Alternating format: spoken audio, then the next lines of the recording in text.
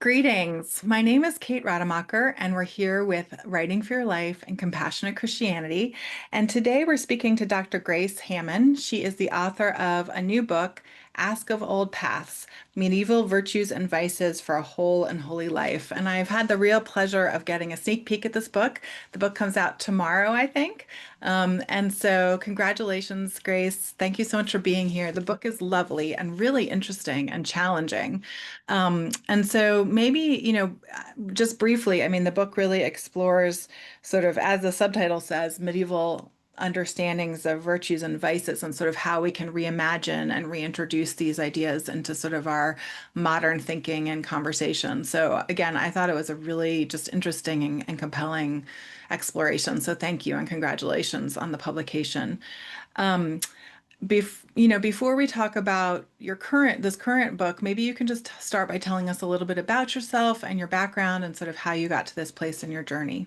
Thanks again. Yeah, thanks so much for having me on here. I'm so excited. So I grew up in Phoenix, Arizona. I'm a desert rat basically, and all of this stuff was super foreign to me. There was nothing in Phoenix older than like 60 years old, and so I think I really pursued ancient things. I was really interested in finding out more about old things. And so I always loved history and I especially loved literature. And so eventually I sort of followed this meandering path into Middle English literature in quite a roundabout way. Ended up studying Middle English poetry and contemplative writing and got my doctorate in that at Duke University. And along the way, got married, have three kids, just have this full life of Middle English and raising kids and writing books. And now I live in Denver, Colorado and back to the West. So that's where I'm at right now. Well, great. Well, tell us about this new book, Ask of Old Paths. Kind of what inspired you to write or what prompted you to write this book? And can you just tell us a little bit about it? Yeah, so this book partially stems out of my dissertation that I wrote, quite a while ago now. But I began to notice that medieval moral language, like the virtues and the vices. So this book is about the seven capital vices and their virtue remedies, is kind of what that particular focus is. There's a lot of different virtues, but that's not it's the book's limited to those. And I began to notice that in all of this pretty weird, pretty obscure medieval writing, some of it was more well known. I did a lot of work with Julian of Norwich and with Sir Gawain and the Green Knight poet and Piers Plowman by William Langland. And then I also did all this stuff with like medieval sermons and medieval lyric poetry. And what they shared in common was that virtue words, they just felt more substantial to me. They were heavier, they were weightier, and they medieval people used a ton of really weird and interesting metaphors and imagery when they were teaching them because as a lot of us know well, literacy was not that high in the Middle Ages. And so in order to teach concepts, you had to use things that would really grab people's attention. So you have this sense of this language was so important to them, and they were constantly trying to think creatively on how to teach it so that people could understand it and then develop these habits of virtues and counteract the habits called the vices in their own lives. So I just got kind of obsessed with it. It was so interesting and weird. And I was fascinated by it. And I thought, gosh, my own virtue language feels really washed out. It feels really kind of insipid. And so fast forward, about a decade, and I thought, you know what? I really enjoyed working on that in grad school. I would love to help other people encounter that and the strange imagery of the virtues and the vices, and outside of like a graduate program. So then I started writing this book, and this is the result. Well, thank you for that. And it really does weave together sort of more of a, somewhat academic um, orientation, but also really practical, I think, for modern readers. So thank you for the way you sort of were able to interweave those different perspectives. Um, Before we do a deep dive into some of the virtues, maybe you can just talk a little bit about how you frame the difference between sort of a modern understanding of values. I know you give examples like pro-life and pro anti-gun or pro-union, sort of these things we hear about every day, and sort of contrasting modern values with this idea of virtue. How do you define virtue and why is it so important for us? Yeah, it's a great question. So this kind of goes back to what I had been wrestling with about kind of the shallow feeling of my own moral language. And I realized that I think in most modern contexts, this doesn't apply to everybody, but I think for most of us, when we are determining something good or something evil, we tend to use value language instead of virtue language. So those examples you just listed, depending on who's in the room, the given makeup of any room, something like pro-choice or pro-life or pro-gun or anti-union or fill in the blank, whatever it is, that will connote goodness or badness, right, to a group of people. And this kind of value language, values are really important, clearly. They're central, but value language can inadvertently kind of split and dichotomize rather than unite in favor of fixing a problem. So you're on that team, I'm on this team. Never the twain shall meet. Rather than, wow, if we're both like in our own ways trying to figure out what is just here, that's going to be a different way of thinking and moving into a problem. And so virtues are they are habits. So that means that they are things that we do that become a part of our disposition and just how we act in our daily life.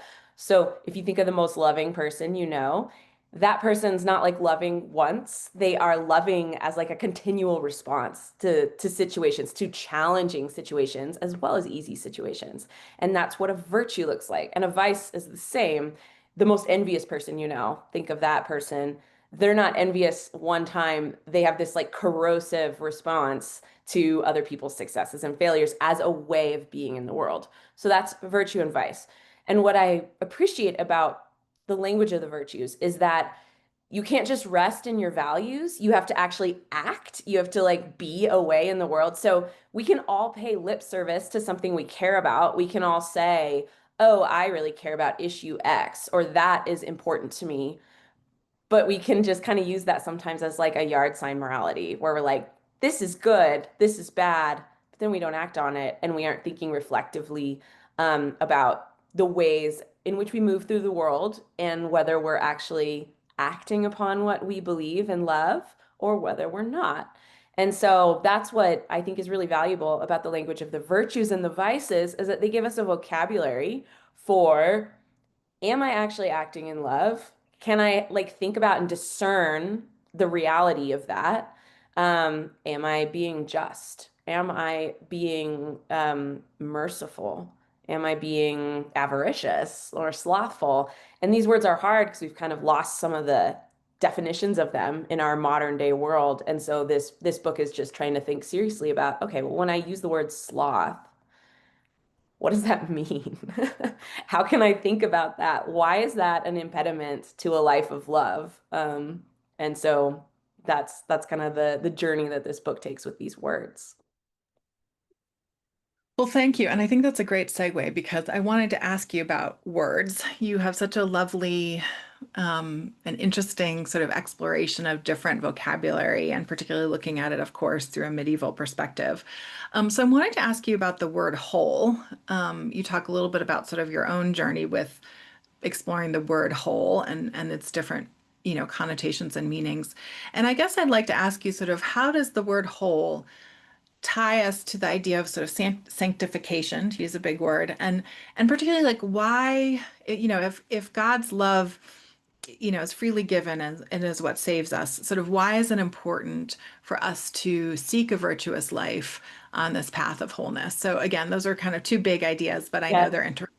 So definitely. So if you think about the encounter, so whole, okay, WHOLE. I had this crazy assignment in an undergraduate English course, and the assignment was the professor said you have to write a paper on the history of one word, and you have to use all these dictionaries and kind of go back in time and try to uncover the story of a word. And I was like, what should I do? What should I do? Um, and I thought, oh, it'd be interesting to know it kind of a stupid reason, really, but it'd be interesting to know why the word whole has a W. Like, what's the deal with that? And what actually ended up happening was that this word whole is comes from this ancient word, pre-English word, hall, and that word is the forebear, the parent of this whole set of words. It's not just whole, but it's also holy. It's also health. Hail, like the old-fashioned, like hale and hearty. Um, it's also hail, like where you're saying not the weather, but like wishing good health to somebody, like hail to the king. And hallow, like to make something holy, to sanctify something. And so I was fascinated by this deep within this word, you have these connections between mental and physical and spiritual health and holiness, and how we can kind of divide and separate those things. But really, when you're thinking about holiness, it brings all those things together. If we're living a hallowed life, a whole life, we want to have mental and spiritual and physical health all together. So that was kind of the virtues are about seeking this whole life on this path of sanctification. And sanctification is that big, heavy word. And this is a word that keeps us from um, falling into mistaking that the virtues are about saving ourselves, because sanctification is different from salvation. And so, something that really showed me this is Thomas Aquinas talks about John 5 when Jesus meets the man by the healing pool. And this man has been ill for a very long time, not able to get into the pool when the angel stirs up the waters. And Jesus says to the man, do you want to be made well? But the Middle English Bible translates it, Will you be made whole? So, will you be made whole? Do you will to be made whole? And the man says, yes. And Jesus heals him. But then Jesus also says, stand up, take up your mat, and walk. And I think this is the part where we see this. Thomas Aquinas talks about this difference between salvation and sanctification. Salvation is coming from Christ alone, and we can't save ourselves, but sanctification is profoundly cooperative. And Augustine of Hippo has this wonderful phrase where he talks about God created you without you, but he won't save you without you. This path of walking into wholeness is communal, it's cooperative. We participate in it. And so that's where the virtues come in, and where we can kind of, in this, held it up in this grace, we can begin to think about how is my life aimed towards love, and how is it impeded? And that's kind of that base idea of the virtues and the vices. Well, that's so helpful. I really appreciate that framework, and also, the ways that you're pulling on the voices from antiquity to really inform this conversation today. So thank you. Well, let's dive in to a couple of the vices and virtues. And these are all hard because they, of course, resonate and speak loud and clear in my own heart, and I'm sure for others. So you start with pride and humility, and you really, I think, make the case that pride, or make the case that the medieval writers and thinkers thought that pride was sort of what it's all about, that it's really at the core. So, can you talk a little bit about pride and humility as juxtaposed as sort of a, um, vice virtue pair, and sort of why pride is kind of the center of everything that we're talking about? Totally. So medieval people, artists would often portray humility and pride. They would draw these trees of virtues and vices, where they would label all the virtues and vices in this tree scheme. And at the root of the tree would be a little figure. And on the virtues, the figure is humility. And on the vices tree, the figure is pride. So this idea that Everything else kind of grows out of these two. Um, and that is because fundamentally, pride is that notion of I don't need help. I've done this all myself. I am a self-made person. And this is interesting because this is vocabulary we use today. We talk about people being self-made or a self-made billionaire, whatever it is.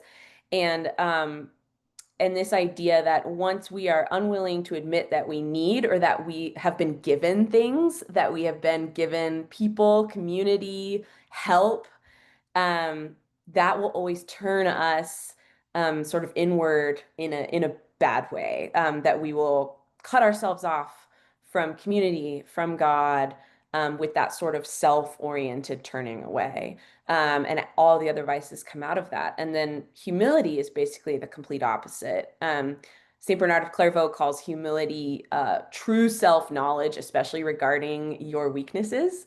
And humility is this idea of you're basically acknowledging everything that has been given to you and everything that you need all the time. You're constantly like, yep, I need this. I lack this. I've made this mistake. I did that poor choice, whatever it is. And what that allows you to do is that allows you to receive grace from other people. It allows you to receive gifts and it allows you to turn to be held in love. And so medieval people picked up on verses like Jesus telling his disciples, you must become humble like this child to enter the kingdom of heaven. And the child became a real symbol of this kind of humility because we cannot learn from anyone if we're not willing to say, I don't know how to do that. And so the path of sanctification and the path of wholeness is marked by this thirst for learning, this desire, this knowledge that you're like, yeah, I can't do this on my own. I can't, I'm not self-made. That's a myth. That's a legend. It's not real. And I actually have been given these great gifts, and I'm so thankful. That's only gift. And so these two paths both lead down sort of every route you can take regarding the virtues and the vices.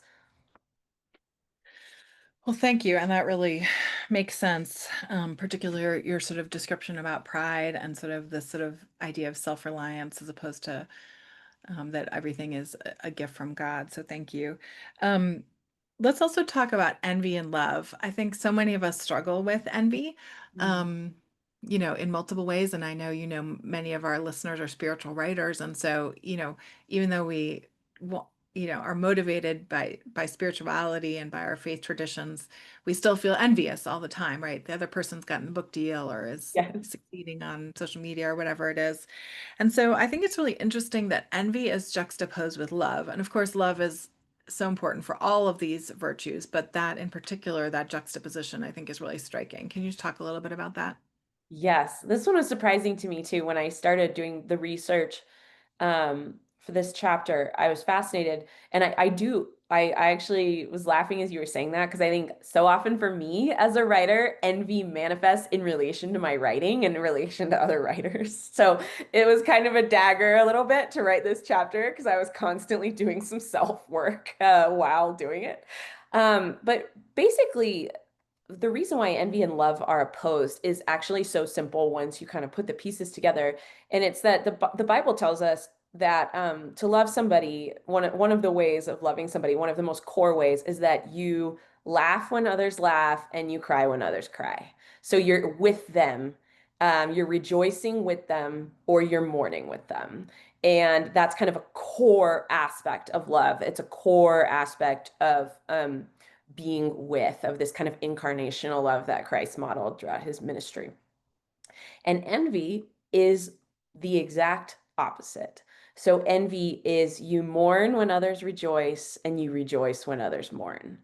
And so it's not even just jealousy, it's this corrosive ill wishing towards the people that you envy.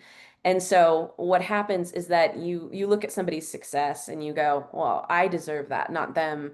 Or you look at somebody's failure and you're kind of happy. You're kind of that sneaky little gross self in you is like pleased that they have not done it because it's always about that sort of twisted relationship with your own self, really. It's coming out of we sometimes mistake envy for an excessive self-love, but really it's a deficient self-love where we are unable, everybody else's success is a threat to us. And their failure means we're doing okay.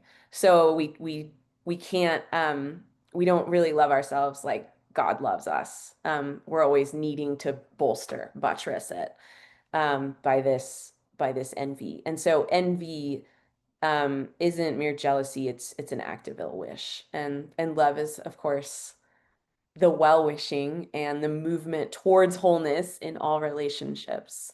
So you have to learn how to really rejoice with people over their successes and then really mourn when something is disappointing and hard. So they're just diametric opposites. That was so helpful conceptually. So thank you so much. What a good anchor.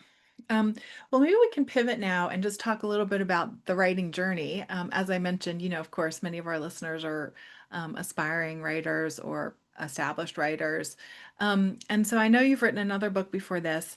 I'm just curious if you have any sort of lessons learned or surprises or kind of aha moments as you've been working on this book, both the writing, but also sort of the publication and the launch. Any advice you have for others who are kind of on this journey? Yeah, I mean, it's kind of a hard question. Because I feel like it's such a different journey for different people. Like my own journey was very roundabout. I was in academia first for a while, and that I was never really, I was always much more of a reader than a writer. My first love was reading. I didn't keep a journal. I'm not, I really had to work hard thinking about craft.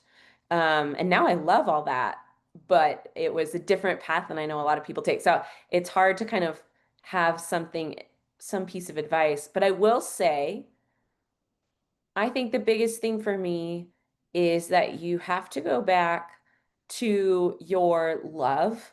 And that sounds really like simple, kind of, and stupid. But what I mean is that if you're not writing out of a place of love, and that could be, it doesn't have to be like hunky dory love. Like I don't mean like a little, glass half full optimism, positive, not that kind of thing, but out of this real place of I want to share this because I love.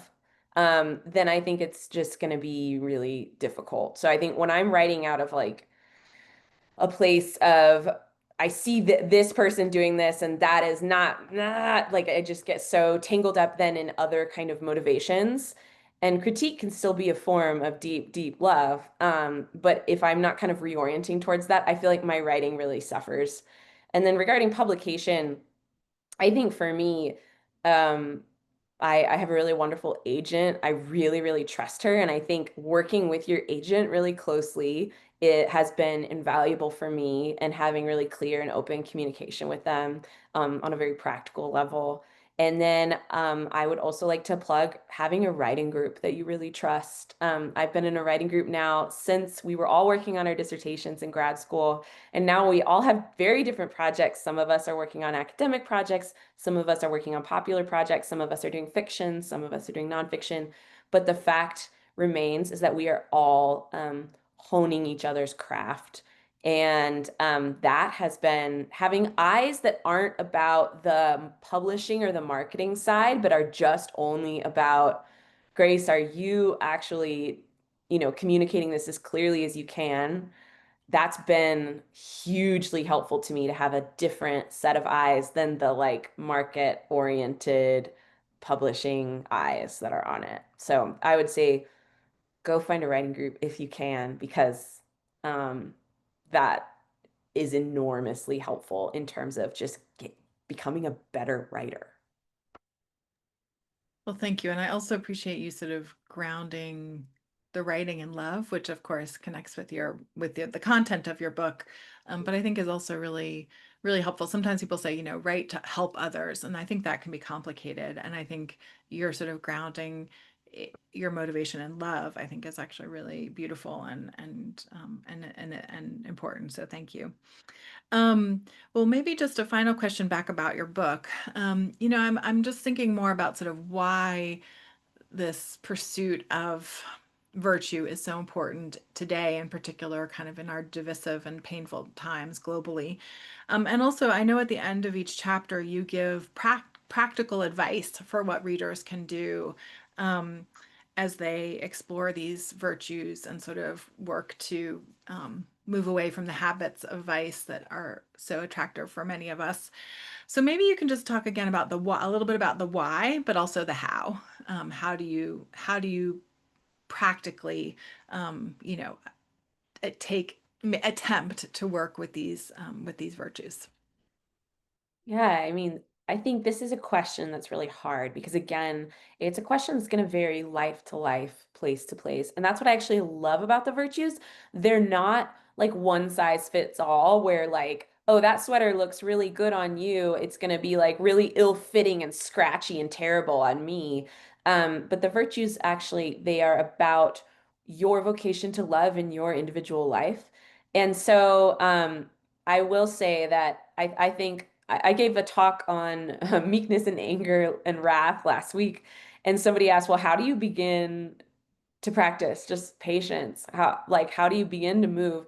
And the answer is that it's always in the small things. You're not going to, whether that's to go back to love, if you're like, wow, I really feel like I don't do a great job of rejoicing when I want to rejoice with others and mourning when I want to mourn with others.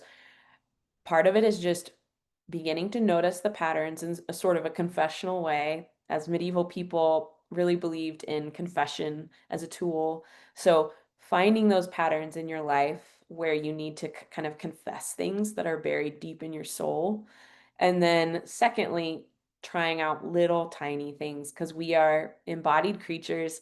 We don't change overnight for the most part. Every once in a while, we might have like a miraculous transformation in our hearts. That does happen.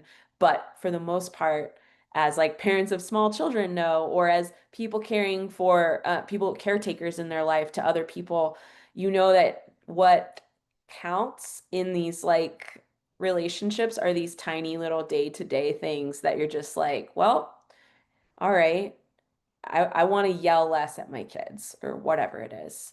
And how do you start yelling less at your kids? That one moment where you're angry, you go, I'm not gonna yell right in this second, even though I really want to. And that's one time, and it obviously doesn't like seem like it makes much of a difference in the grand scheme of things, but it's in those little tiny moments that we can build up to the bigger, harder things. And that was always the idea of the ancient church is that they would, if they were talking to us in our context today, they would say things like, oh, you want to build up your patience with people? Choose the longest grocery checkout line on purpose. Or, oh, you are not allowed to say bad word when somebody cuts you off in traffic. Just don't, you gotta put that, even though no one's in the car, no one will know. It's little things like that. And that sounds kind of silly, but that is actually then when you are in the high stakes, bigger argument where you are losing your mind with this person who's dear to you, who you don't actually want to hurt, but this argument is just going downhill so fast. You've built up a point then to where you're like, okay, I can not say the hurtful thing that I want to say because I've built this space for it, if that makes sense. And so all of these things are just about little things over time in grace and knowing that you'll mess up and you will not do it well, and that's okay. Well, I love that. And I especially love the sort of, doing it when you're by yourself. Like not, you're not doing this path of virtue is not about, again, seeking accolades, right? Yes. Back into pride, right? I mean, like that's the funny thing is that you begin to notice, like, oh no, I did that because I wanted to be seen that way, not because I actually cared. Like, I mean, it's the curse that we all face. Yeah. Well, very convicting and helpful. So thank you.